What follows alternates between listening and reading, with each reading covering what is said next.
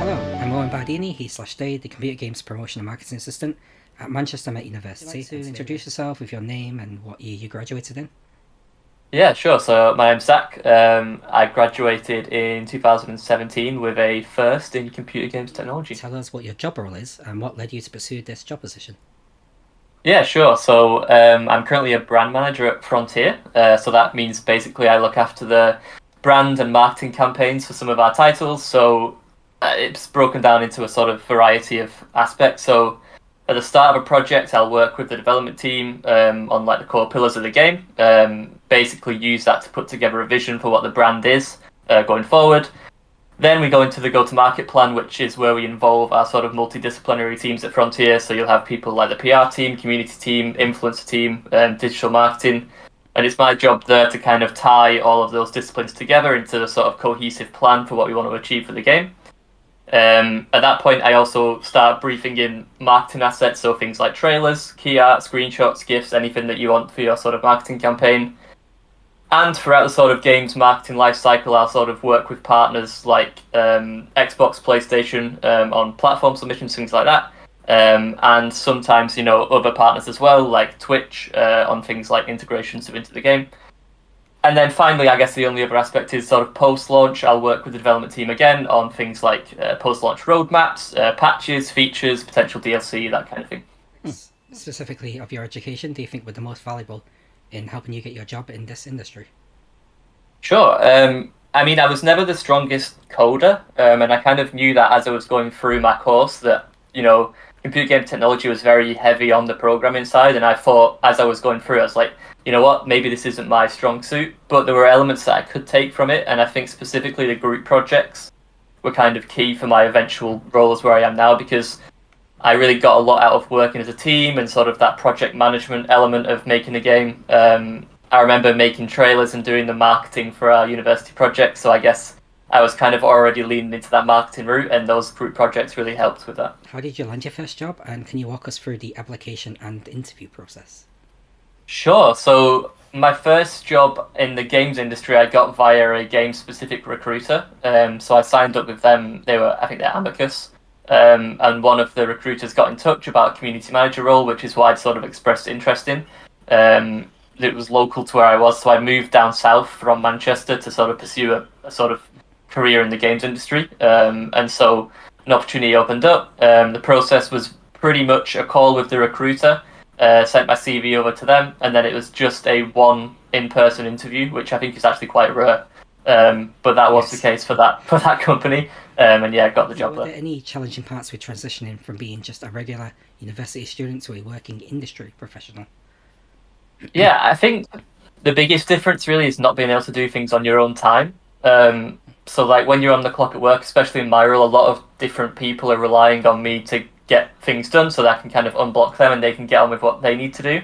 And I think that's really different from at least my university experience, where outside of lectures, I was kind of free to manage my own time as I wished, and sort of, yeah, I could work in the evening on my dissertation or whatever, and spend the day relaxing if I wanted to. Whereas obviously when you're at work, you have to make sure that your timeline fits in with everybody else's timeline. So I think that's the biggest difference. Were there any specific skills or tools that you learned during your studies that you think directly contributed to getting your first job?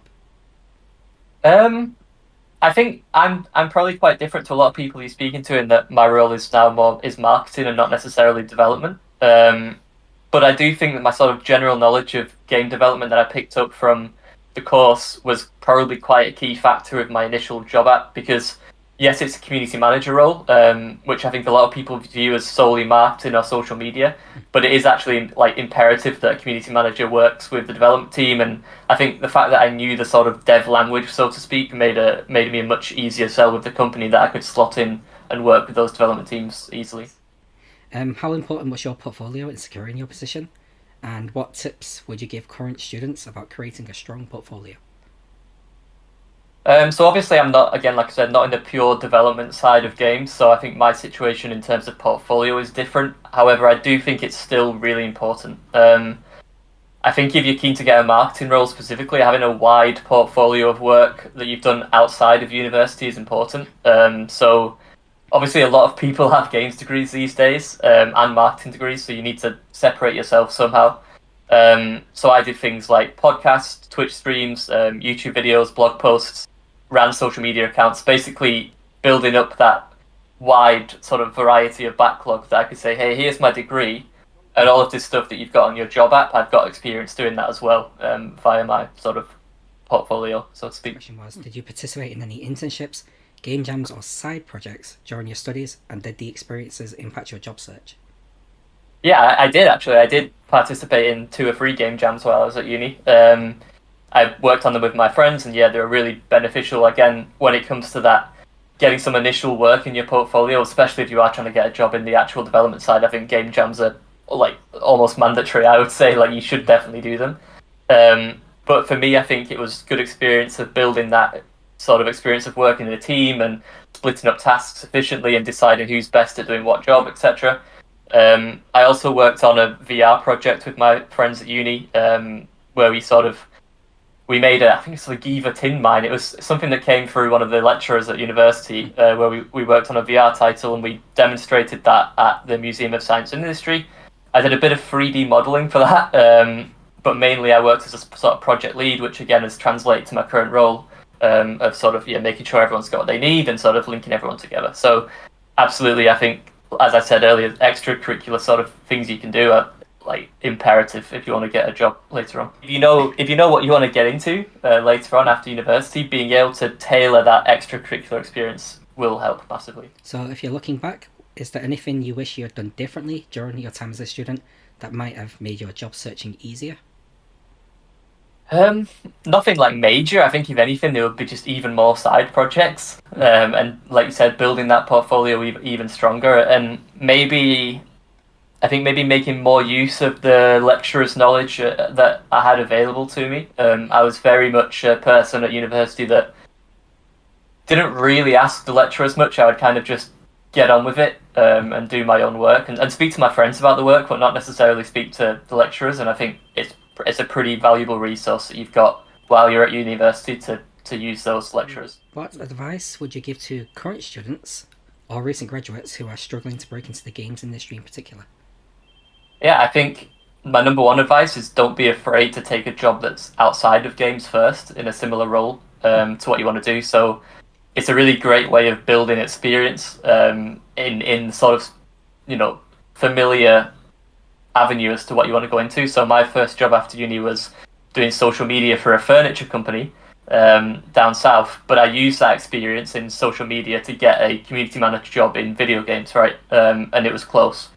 So I think you can't be precious and say, oh, I'm only going to work in video games. It doesn't necessarily work that way, especially at first. You have to build up that back catalogue of work that you can do and prove because for every video game job, there's hundreds, 200, 300 people applying for it. You've got to have something to get in, right? And I think also don't be put off by employers asking for a year plus of experience for a junior job if you don't necessarily have that. I think even if you don't have professional experience, you do have that experience if you've done things in your own time. So, like I said, if you've done podcasts or Twitch streams or managed your own social media accounts, that is experience that is exactly the same as if you were doing it on a professional level. You're just doing it for free, right? And there's no better way of proving that to the employer that you can do the job by doing it for free in your own time. My question, so thank you very much for joining us today. No worries. See you later.